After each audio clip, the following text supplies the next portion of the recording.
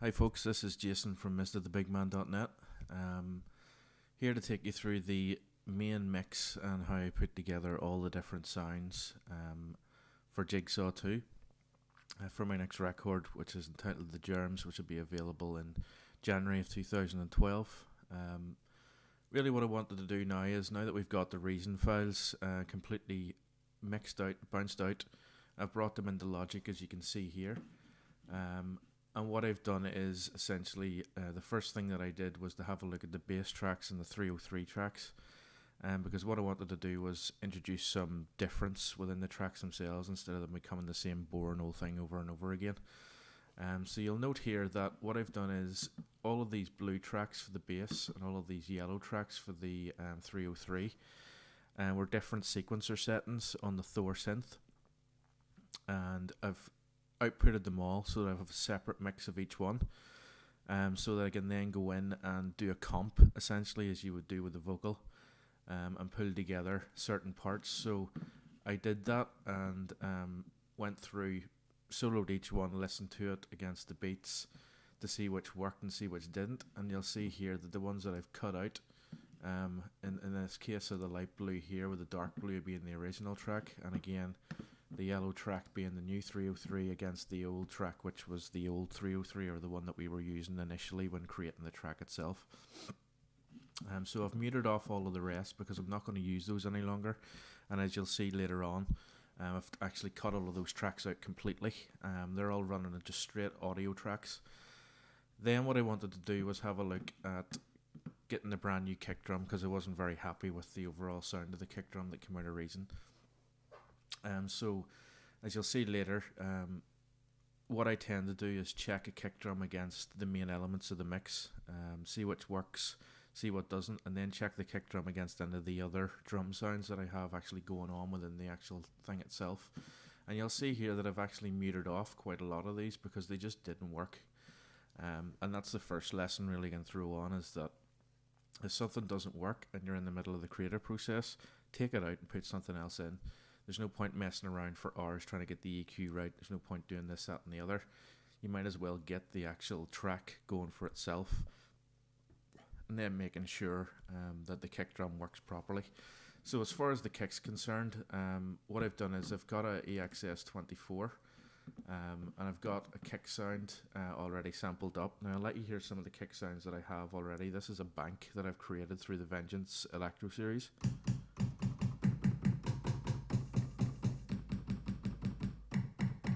There's loads of different kick drums on there, but I've chosen one specifically that fitted perfectly with the track.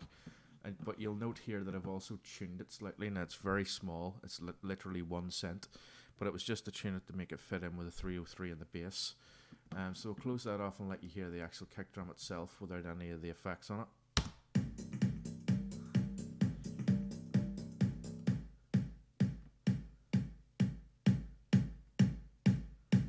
So as you can hear, that's fairly hefty as it stands, but what I wanted to do was put it through one of my favourite compressors, which is the Rough Rider from Audio Damage. Now, for those of you that haven't seen this, it's free download from the Audio Damage website, and it just adds an initial amount of punch to your kick drum. So what I'm going to do is I'm going to play it without the actual compressor on, and then I'm going to turn the compressor on to let you hear the punch that it adds. And we'll take a look at each of the areas in a moment. So I'll just play it again.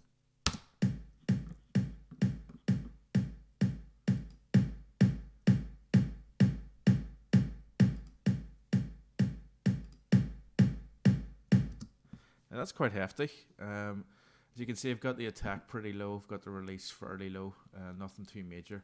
Everything is generally done around this sensitivity knob, which is essentially the threshold for the actual compressor itself. And as you change this, it either gets much bigger, or it becomes much tighter and a smaller kick drum. The higher it is, the bigger the kick drum sounds. It's absolutely fabulous piece of plugin. It's free, so you might as well download it and get it for yourself. Then from there, I just wanted to check the EQ on it. So I've done the EQ here. I'm just going to take these off so that you can hear it without the actual EQ adjustments that I've done, so that you can hear exactly what it sounded like coming in, which is essentially the same as we've just heard. just going to bypass that now. What I've done is, with this one, I'll stick the analyzer on so that you can see it.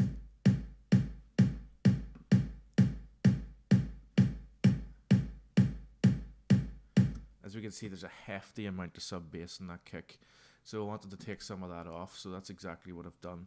I've done that up to 55 Hertz, just to take the sub bass end of it out, and as we'll see later, it's because the actual bass track itself has a lot of sub bass in there, and I would like to try and keep that as much as possible so that it's not affecting the actual kick drum itself. Then what I've done is, where it peaks at 200, you can see that here,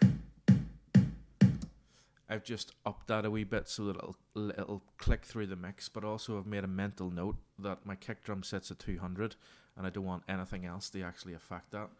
And then lastly, just in regards to the highs, especially the mids, there's a wee frequency in there that was clashing with a lot of the other sounds, so you'll see here that I've literally just notched that out.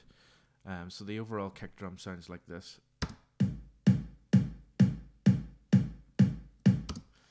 And that fits in with the rest of the track really, really nicely. So I'll just turn it down a wee bit and unsolo that so you can hear it against the other sounds.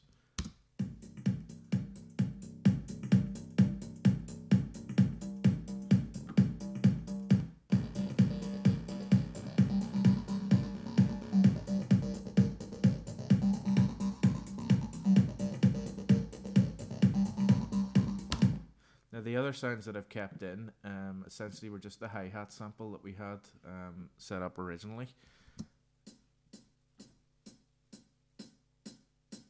A fairly standard sound. I haven't done anything to it in this part of the mix yet because it was really focusing on the kick drum itself. And the other sound is just the open hi-hat loop that we had from the original, and that's just staying exactly where it is. Okay, so the next area that we want to look at is adding new loops into the overall. And the reason for that is when I got the kick drum working, quite a lot of the loops didn't really work that well along with the 303 with the new settings, as you can see. And also the kick and snare or clap as I've used in this particular one. Now you'll note I've cut everything out. I've literally removed everything that I didn't want. I've taken it all out. And I've gone ahead and put some new loops together just to run along with the actual track itself. Now at the moment I've got the kick drum just running in exactly the same way as we had it before. And what we want to look at now is the clap itself. So essentially it's the same thing, it's just an EXS24. It has loads of different clap sounds. I played the track through with the kick drum, auditioned the clap to make sure that it ran with the actual, it's set with the tune, but also set with the kick drum just to make sure that everything was fine. So I'm just going to solo that with the kick now.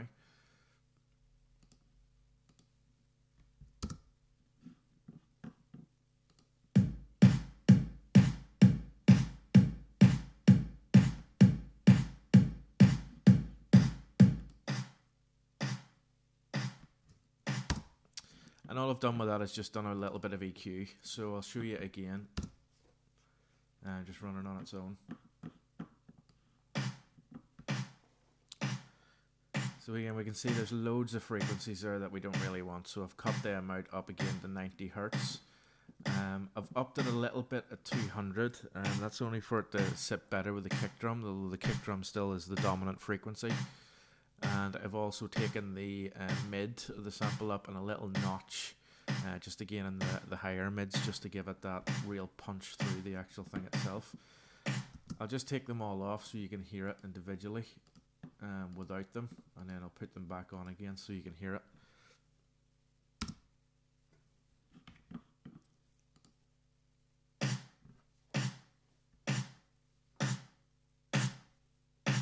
So hopefully you can hear that okay. I'll just take the bass out. You can hear how that it just gives a bit of punch already before we've even started. And then I put the 200 on, which punches it up a wee bit.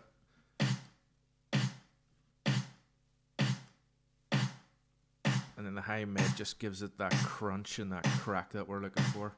And then I've just taken one of the additional frequencies and just added that in.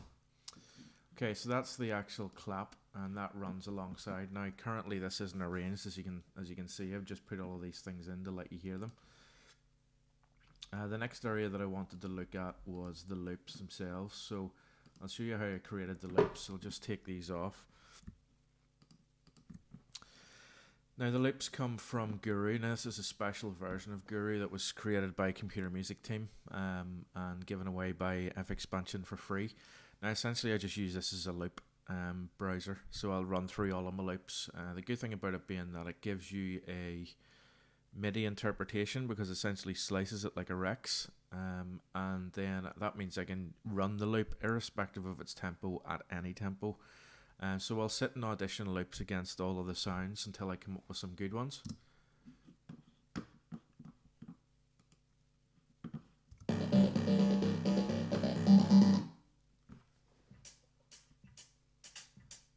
So here we've just got a simple hi-hat. Now what I've done is I put the EQ on for you and take it off. I've cut all of the bass frequencies out of it right up to 200, so I don't want to get in the way of the kick drum. I've had a small dip in the mids and then just accentuated the highs a little bit because it was a very mid type of sound. That didn't really give me the full highs that I wanted from it, so I saw a little trick online that I think is pretty good for everybody if you can get your hands on an exciter.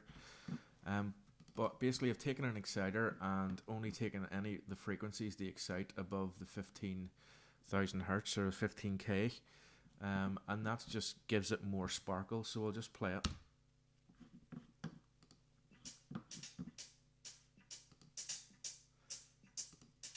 Now if I don't know if you can hear how well that comes out, but essentially all it does is it just excites the frequencies in the higher level, and that's what I was looking for this, because when I look at my multimeter here, which again is something you should have on your output, you'll see when this plays without the exciter on, I get this.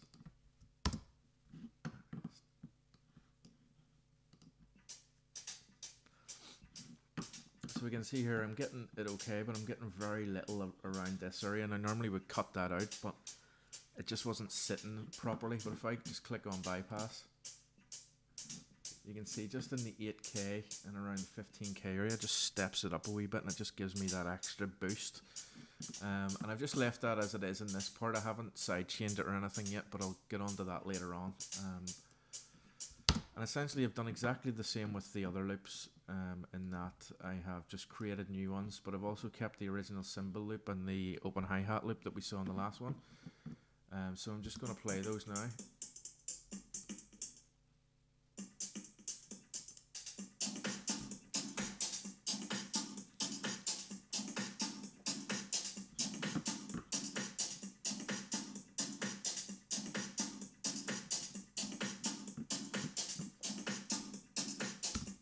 And this one I'm actually sidechaining it to bus 1.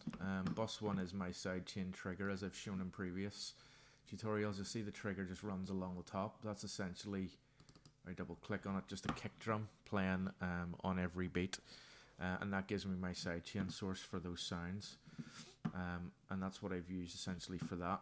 In the open hi-hat again I've got an exciter and an EQ, and on the cymbals I've got a channel EQ, I'm guessing there's loads of bass in that, an exciter, and then an EQ to take some of the again some more of the bass off so that it doesn't interfere with the actual kick drum itself. And if I play the whole thing, the whole rhythm section together, it'll sound like this.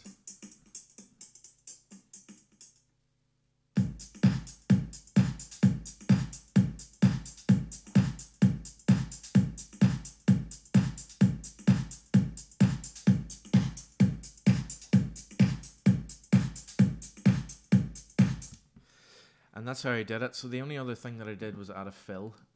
Again, this came in, I believe, from a Guru, and it's just been run through Rough Rider. And essentially it's just a snare fill. So if I play this from the start,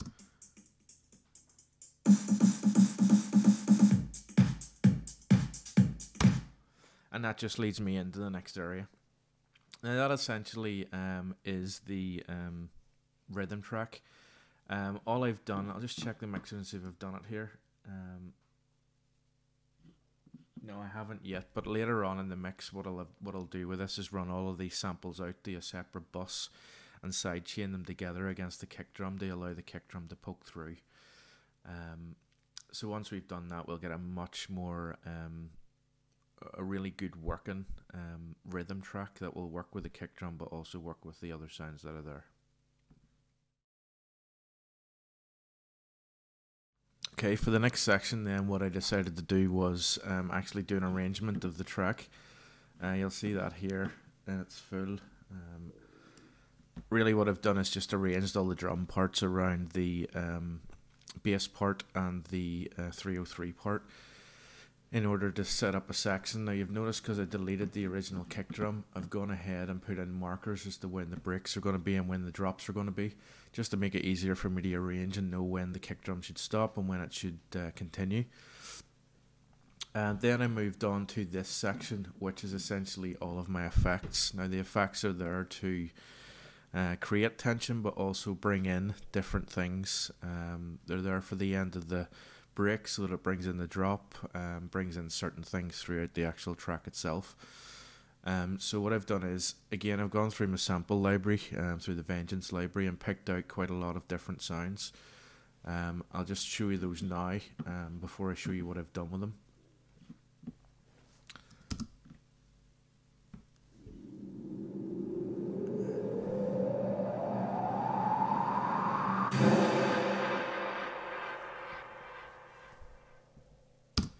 So that just brings in different parts of the track itself. I'll just unmute it and show you exactly how the track comes in now using those particular sounds.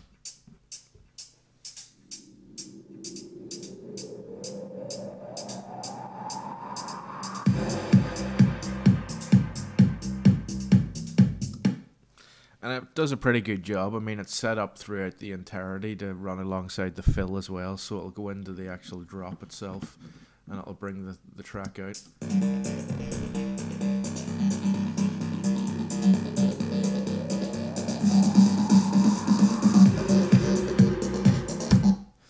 And essentially that's all they're there for. They're there to create the tension and make the move right up through the build-up and back out into the actual drop itself, where all of the elements are dropped back into the track and run alongside.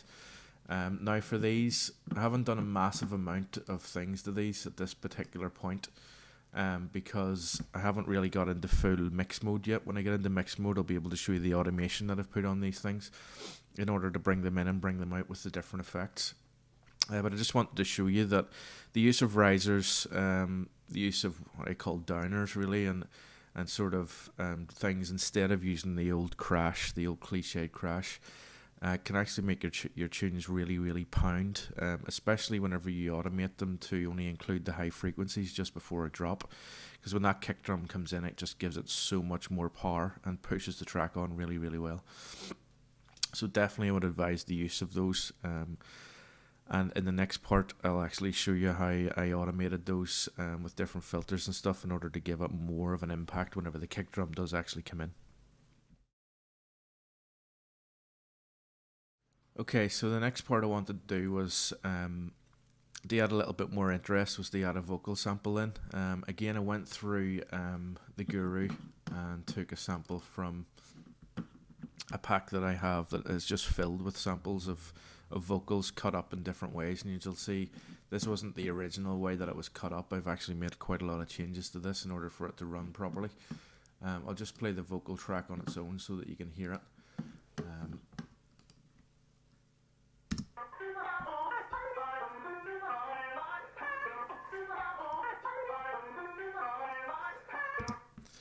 And you can see here, I've got a Vengeance filter on there. Again, the free one that you get with computer music. I can't really say any more. Just buy computer music and get all of these free effects, because there's some absolutely crackers on there. And that essentially is just a low pass filter that's being dragged out to bring the actual sound in itself. So again, I'll play that just here.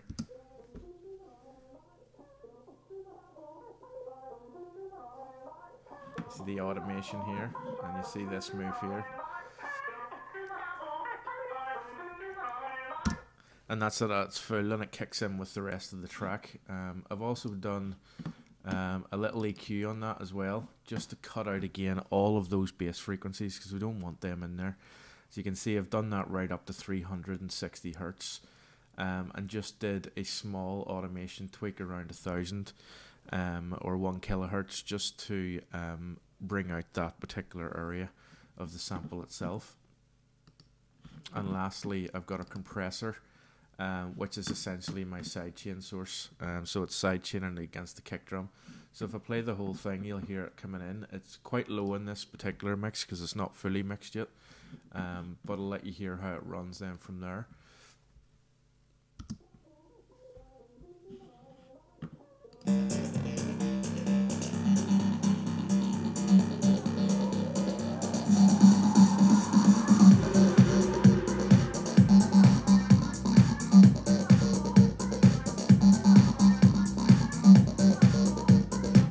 Okay, so hopefully you were able to hear that okay. The other main reason that I did that was without this, I'll show you the multimeter on the master. Without this, and again, the reason why I put the 1 kilohertz in there is that if I press play on this, and if we look at 1K, there's very little going on in that area, and I wanted to fill that frequency out. So by putting the vocal in there, it actually gave me additional 1K, which meant that I was able to push that right back up again. So let's play it. See this area here?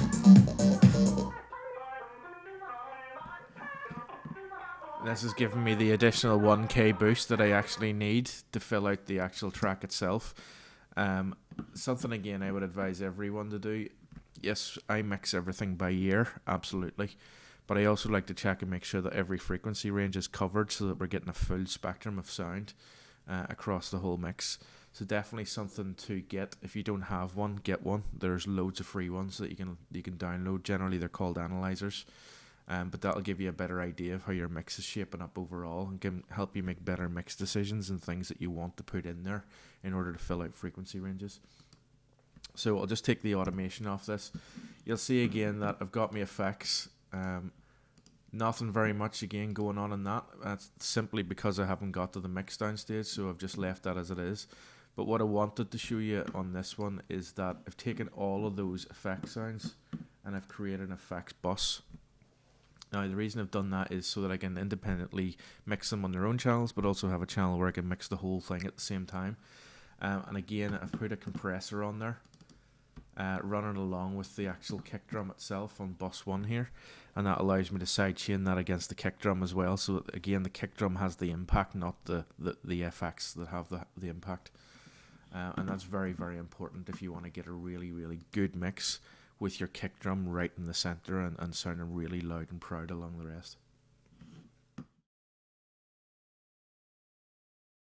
Okay, so the last part of this quick run through on the actual track itself.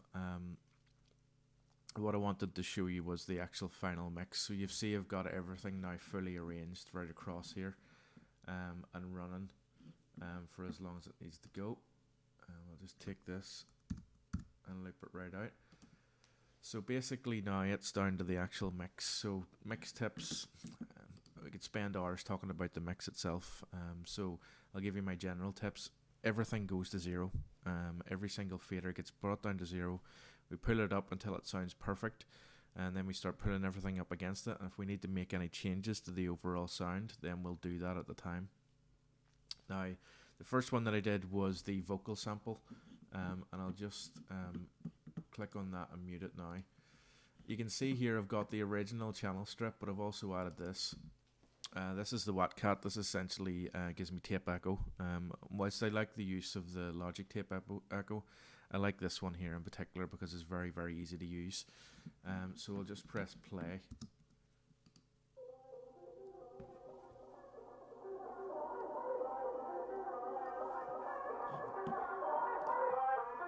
That's it bypassed. It comes through perfectly.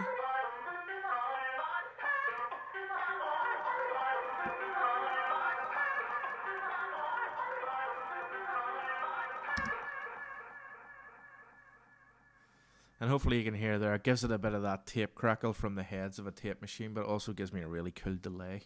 And that was something that I wanted to put in because I wanted the sample not to be prominent on this. I wanted it to be a bed for everything else to sit on top of, so I want to be able to wash it out a little bit.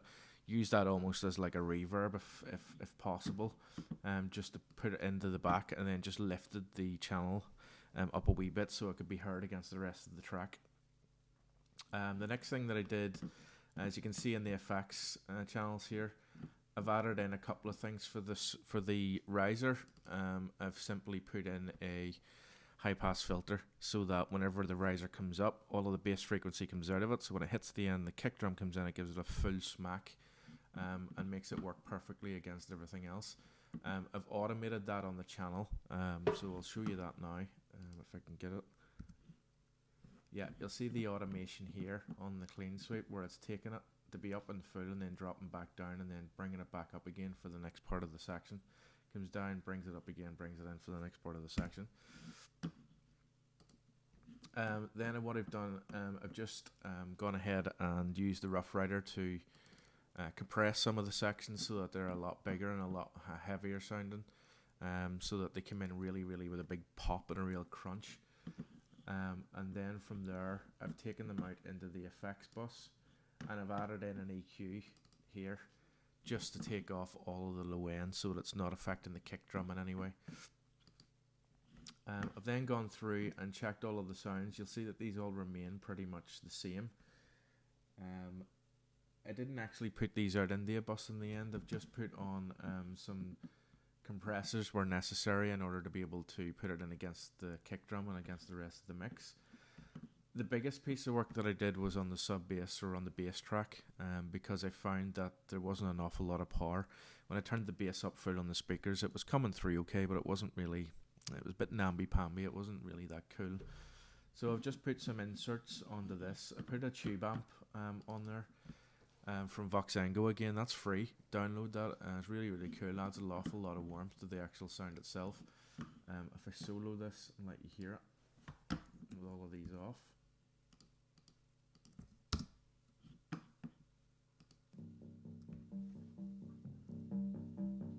just adds a little bit of warmth to the actual sound itself. Then what I did was I put on the Logic Sub Bass plugin. Now what this essentially does is takes the bass and boosts it a wee bit, but it really accentuates sub bass frequencies, so I wanted to use that. Remember, we took out all of the sub bass frequencies from the kick drum, which means it runs perfectly then because the kick drum isn't interfering with the actual sub bass itself. So if I press play on that,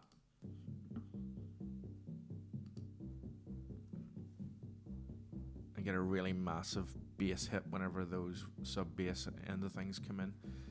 What I did from there then was compress it, and the reason I've done that is because I wanted to sidechain it, but it's also given it more power in the sub bass area.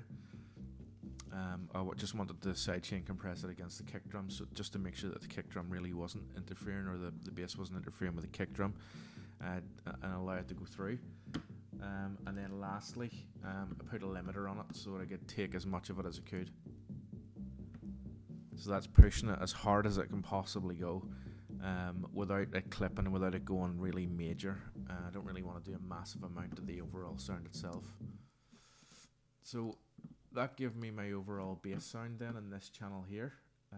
And then the rest, it was just a case of EQ and everything against the overall. And again, I've added a compressor to the 303 bus, which I've created for the 303 track, just to give it that overall sidechain compression. Now lastly, I don't really go heavily into mastering, because I don't know about it that well. There's a lot of stuff I've been reading up on recently and seeing a lot of videos on mid-side and all of that sort of stuff, and multi-band compression. Don't really know an awful lot of it, so I use Logic's presets for it, because essentially I'm just wanting a record or upload ready track that I can give to everyone, and allow people to download. So I've just used one of their presets that just sets me up nicely, and doesn't allow the actual track to clip over the 0 dB point. So that essentially is the end of how I've done it. A lot of the techniques that I've done in this that I didn't go through in any detail, I will be starting to put up detail on those. You may have already seen the sidechain compression tutorials that are up, but I'll also be going into a full run through with Rough Rider to see exactly what we can get out of it fairly soon. We'll take a look at the Wattcat again, but more importantly I want to take a wee look at drum compression, and also putting a drum track together that gives us a real moving drum track, a real groove of a drum track, using the groove templates and the other templates that I have from there. So as I said earlier, this was Jigsaw 2. That's not the final mix of it. I did another mix of it afterwards just to make sure that everything was right. I just exported it out, put it online for myself, went and listened to it on as many different sequencer speaker systems that I could, and then came back and made some final adjustments to the overall track itself, and then outputted it. And you'll find this will be available on the 1st of January 2012, along with 3 other tracks on the Germs EP release, along with a remix of the Germs as well by Nudrum, which sounds pretty awesome, so I'm really looking forward to putting it out. So just keep an eye on the website. I've got it back again, so it's http mrthebigman.net, and you'll be able to get your copy of it from there. Thanks very much.